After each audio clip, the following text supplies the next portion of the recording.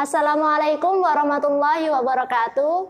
Waalaikumsalam warahmatullahi wabarakatuh. Halo anak-anak semuanya, apa kabar? Baik, Bu, alhamdulillah. Alhamdulillah baik. Di sini apa? Ketok. Yes. Telek no. Oke. Maksudnya kak dek kursi apa piye? Ya sok kene engko tak kate. Wah, iki lho nek kabele dadi engko ruwet. Assalamualaikum warahmatullahi wabarakatuh. Waalaikumsalam warahmatullahi wabarakatuh. Selamat pagi anak-anak. Selamat pagi, Bu. Bagaimana kabarnya semuanya? Alhamdulillah, baik ya. Allahu Akbar. Alhamdulillah. Ya kita mengawali pagi hari ini, marilah kita membaca suratul Fatihah agar pembelajaran pada hari ini diberikan kelancaran, ilmu yang manfaat barokah, ala hadiniyah wa ala kulli ni'matin shalihah. Al-Fatihah.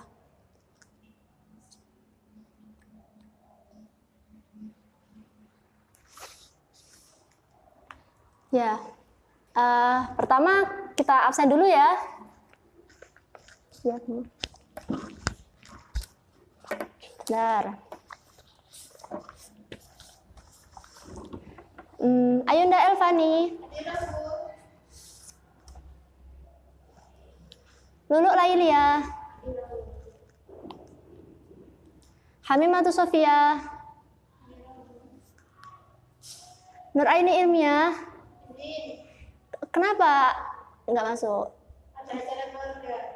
Oh ya. Oh ya sudah. Sebelum pembelajaran dimulai, Ibu akan menyampaikan tujuan pembelajaran pada pagi hari ini. Bab menjaga martabat manusia dengan menjauhi pergaulan bebas dan perbuatan zina. Yang pertama, meyakini pergaulan bebas dan zina adalah dilarang agama. Yang kedua, menghindarkan diri dari pergaulan bebas dan perbuatan zina sebagai pengamalan Quran Surat Al-Isra ayat 32 dan Al-Quran Surat An-Nur ayat 2 serta hadis-hadis yang terkait. Yang ketiga, menganalisis Quran Surat Al-Isra ayat 32 dan Quran Surat An-Nur ayat 2 serta hadis tentang larangan pergaulan bebas dan perbuatan zina. Yang keempat, membaca Quran Surat Al-Isra ayat 32 dan Quran Surat An-Nur ayat 2 sesuai dengan kaidah tajwid dan makhrajil hurufnya. Yang kelima, mendemonstrasikan hafalan Quran Surat Al-Isra dan Quran Surat An-Nur dengan fasih dan lancar. Yang terakhir, menyajikan keterkaitan antara larangan berzina dengan berbagai kekejian yang ditimbulkan dan perangai yang buruk sesuai pesan Quran Surat Al-Isra ayat 32 dan Quran Surat An-Nur ayat 2. Ya, anak-anak dibuka ya bukunya. Ibu. Kita buka halaman pertama. Ya, ini kita akan membahas pengertian zina. Sebelumnya, kalian tahu akhlak-akhlak terpuji itu apa aja? Ayo, Lulu Lailia. Ya, baik. Ayunda. Syukur. Ayo, Mbak Hamimatu Sofia. Ya, benar sekali. Itu semua jawabannya benar. Dan apabila tidak dilaksanakan akan berakibat apa? Yuk, salah satunya. Dosa. Ya, benar sekali. Akan mengakibatkan dosa. Jadi, apabila kalian semua tidak mengikuti aturan syariat Islam, akan menyebabkan dampak-dampak negatif. Salah satunya adalah pergaulan bebas. Ya, yang kalian sebutkan tadi itu benar semua. Tapi apabila kalian tidak menjalankan syariat-syariat Islam seperti perintah sedekah, perintah bersyukur, kalian akan menyebabkan keluar dari syariat Islam. Pergaulan bebas adalah perbuatan yang dilakukan di luar agama, di luar syariat Islam. Dan dampak negatifnya apabila kalian melakukan suatu perbuatan itu bisa melakukan hal seperti perbuatan zina. Ya, pertama-tama saya akan menjelaskan pengertian zina. Kata zina berasal dari zana yazni, yang artinya hubungan layaknya suami istri antara laki-laki dan perempuan yang sudah balik. Di situ tanpa adanya suatu ikatan pernikahan. Pada zaman sekarang yang banyak sekali anak muda yang pacaran hingga sampai kebelabasan, itu berawal dari adanya pergaulan bebas. Anak-anak di sini adakah yang punya pacar? Punya. Oh, alhamdulillah anak-anak solih-solihah semuanya. Amin. Selanjutnya, berarti dari pengertian tersebut, apa hukum zina? Dosa. Haram. Ya, betul sekali. Semua ulama bersepakat bahwa hukum dari zina adalah haram. Dan haramnya itu sudah puncaknya keharaman. Hal tersebut didasarkan pada Al-Quran surat Al-Isra ayat 32. Selanjutnya, kategori zina. Zina terbagi menjadi dua. Yang pertama, zina muhson, dan yang kedua, zina ghairu muhson.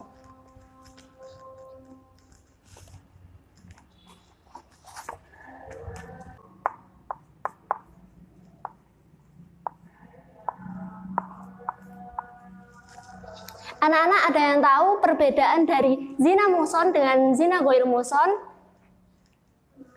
Kalau ada yang tahu bisa angkat tangan. Belum tahu? Oh ya, di sini saya jelaskan. Yang pertama adalah zina muhson. Zina muhson ini adalah pezina yang sudah balik, sudah berakal, dan juga merdeka, dan juga sudah menikah. Yang kedua ghairu muhson, yakni kebalikannya. Ini pezina itu belum menikah atau masih lajang, gitu ya. Selanjutnya, Ibu akan menjelaskan hukuman dari pezina-pezina ini. Yang pertama, zina muhson hukumannya adalah, ada yang tahu teman-teman, anak-anak? Belum tahu. Yang pertama, zina muhson. Zina muhson ini hukumannya adalah dirajam. Kalau di Arab itu, seorang pezina muhson itu dikubur dalam tanah, yang tersisa hanya kepalanya saja. Terus dilempari batu hingga orang tersebut meninggal. Yang kedua, zina ghairu muhson. Zina ghairu muhson itu didera sebanyak 100 kali. Atau dicambuk ya. Dan juga diasingkan selama 1 tahun. 1 tahun ini yang jaraknya jauh dari rumah pezina tersebut. Selama 1 tahun ya.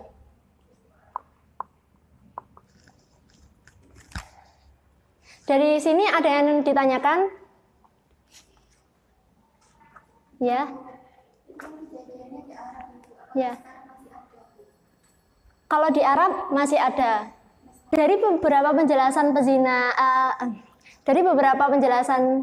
tentang larangan zina dan jenis-jenis zina, di sini selanjutnya hukuman bagi orang yang menuduh zina.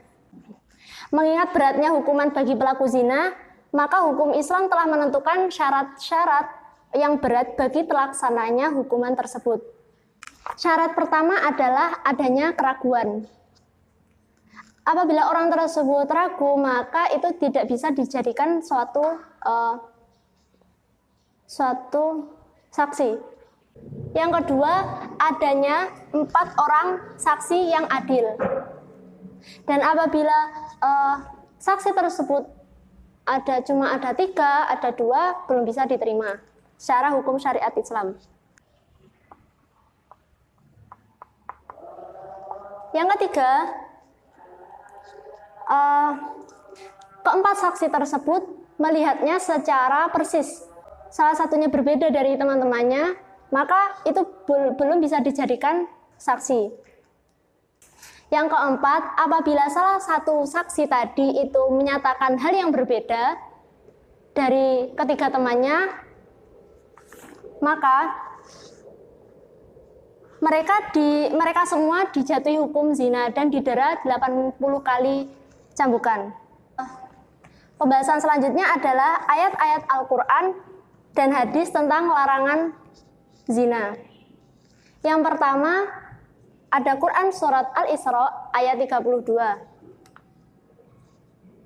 A'udzu billahi minasyaitonir rajim. Bismillahirrahmanirrahim. A'udzu billahi minasyaitonir rajim. Bismillahirrahmanirrahim. Wala taqrabuz zina innahu kana fahisyatan wa sa'a sabila. Yang artinya, dan janganlah kamu mendekati zina. Zina itu sungguh suatu perbuatan keji dan jalan yang buruk. Dalam surat tersebut mengandung larangan yang mendekati zina, serta penegasan bahwa zina itu merupakan perbuatan keji, suatu perbuatan yang buruk, bisa merendahkan harkat, martabat, dan kehormatan manusia. Ada dua dampak di dalam perbuatan zina tersebut, yaitu dampak di dunia dan juga dampak di akhirat. Yang pertama, dampak di dunia. Dampak di dunia bisa menghilangkan wibawa seseorang. Yang kedua, bisa mengakibatkan kefakiran. Karena apabila orang yang berzina tersebut biasanya mengeluarkan uang sebanyak apapun untuk menuruti hawa nafsunya, dan itu kan menyebabkan kefakiran orang tersebut. Yang ketiga, mengurangi umur. Kalian tahu kalau zina itu ternyata bisa menyebabkan banyak penyakit. Seperti apa anak-anak? HIV. Ya, betul sekali. Seperti HIV AIDS, infeksi saluran kelamin, dan sebagainya. Yang kedua adalah dampak di akhirat. Yang pertama adalah mendapat murka Allah. Ya, pasti, karena perbuatan zina itu adalah perbuatan yang dosa besar. Yang kedua adalah hisab yang jelek, yaitu perhitungan amal yaumul hisab. Para pelaku zina itu akan menyesal karena mereka memperlihatkan betapa besarnya dosa akibat perbuatannya tersebut semasa di dunia. Yang ketiga, siksaan di neraka. Ya, pasti karena perbuatan zina itu pasti akan mendapatkan siksa yang berat dan hina kelak di neraka. Yang kedua, Quran surat An-Nur ayat 2. Selanjutnya mengenai kandungan Quran surat An-Nur ayat 2 bisa kalian jadikan sebagai PR ya. Ya, nanti bisa saya sampaikan di akhir ya. Yang ketiga mengenai hadis tentang larangan mendekati zina. Kalian juga nanti bisa cari hadis di kitab Riyadhus Shalihin atau di kitab Arba'in Nawawi. Bisa kalian tulis di buku kalian ya. Satu atau lebih. Selanjutnya mengenai menerapkan perilaku mulia dari pelajaran tadi. Kewajiban menutup aurat adalah kewajiban yang harus dilaksanakan dalam syariat Islam. Dalam perilaku tersebut, dalam pergaulan sehari-hari bisa kita terapkan. Yang diantaranya adalah yang pertama, menjaga pergaulan yang sehat. Jadi anak-anak di sini ada yang mondok? Mbak Mima ya. Jadi beruntunglah kalian yang berada di lingkungan pondok pesantren bisa membatasi adanya pergaulan-pergaulan seperti di luar sana. Di luar sana banyak sekali anak muda-mudi yang melewati batas seperti berboncengan berdua atau berpegang tangan. Yang kedua, dengan menjaga aurat. Kalian ini udah cantik-cantik, udah menutup aurat semuanya, jadi Alhamdulillah ya. Yang ketiga adalah menjaga pandangan. Yang keempat adalah menjaga kehormatan. Yang kelima adalah meningkatkan aktivitas dan rajin berpuasa. Hari ini ada kayak berpuasa anak-anak? Subhanallah, anak-anakku rajin semua ya berpuasanya. Ya, sudah itu yang mungkin bisa Ibu sampaikan. Ada pertanyaan? Ya. Pergaulan yang sehat.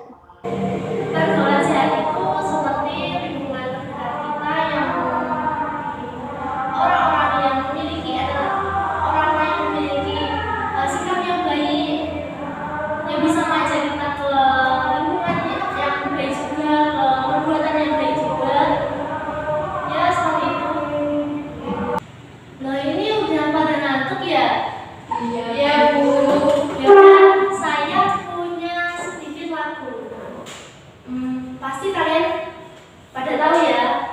Apalagi Mbak Tulai. Pasti kalian tahu. Jangan turuti nafsu. Tahu kan? Tahu Tulai. Ayo Mbak Tulai bimbing ya. Jangan. Ayo. Gak Bu. Pasti kalian tahu itu ya lagu itu. Ya video aja Bu. Oh dengan video. Yaudah kita nyanyi bersama ya. 1, 2, 3. Jangan turuti nafsu, tanamkan di hati iman yang kokoh. Pacaran tidak perlu, temukan cinta dalam istikharah. Cinta itu anugerah, pelihara serta kuasailah. Cinta di jalan Allah, jauhkanmu dari segala fitnah. Bila kau jatuh cinta, ingin memilikinya, restu orang tua, datangilah rumahnya. Gimana kalian masih ngantuk gak? Sudah enggak Bu? Sudah. Ya udah, kita lanjutkan. Ya Bu. Jadi kesimpulan pada pertemuan kali ini tentang tema menjaga martabat manusia dengan menjauhi pergaulan bebas dan zina. Pergaulan bebas ini adalah pergaulan yang tidak dibatasi agama oleh aturan agama maupun susila. Dampak negatif dari pergaulan bebas itu adalah perilaku yang sangat dilarang oleh agama, yaitu perbuatan zina. Jadi tadi yang telah saya sampaikan mengenai pengertian zina, hukum zina, jenis-jenis zina, hukum bagi pezina, hukum bagi yang menuju zina, sudah jelas ya? Ya, ampun Bu. Untuk PR pertemuan berikutnya adalah kalian mengerjakan resumen kandungan Quran surat An-Nur, Quran surat Al-Isra yang tadi, dan juga kalian bisa menyebutkan hukum tajwid yang ada di surat-surat tersebut. Bisa kalian sebutkan beberapa, 3 atau 4 ya. Siap Bu. Baik Bu. Oh iya, Ibu punya satu video bisa kalian lihat ya tentang materi pada pagi hari ini. Oke Bu.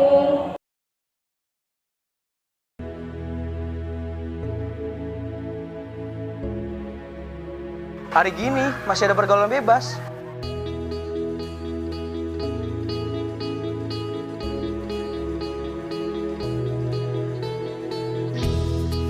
Udah gak zaman bro. Sadaqallahul azim.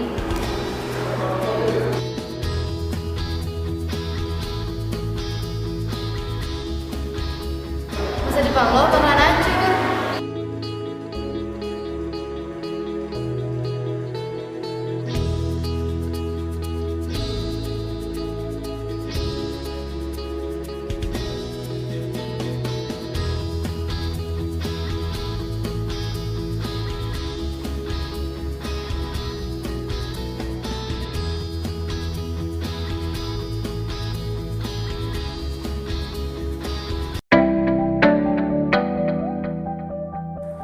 Sekarang tinggal pilih bro. Mau tetap bergaul bebas atau kejar cita-cita lo? Terus berusaha dan jadilah kebanggaan.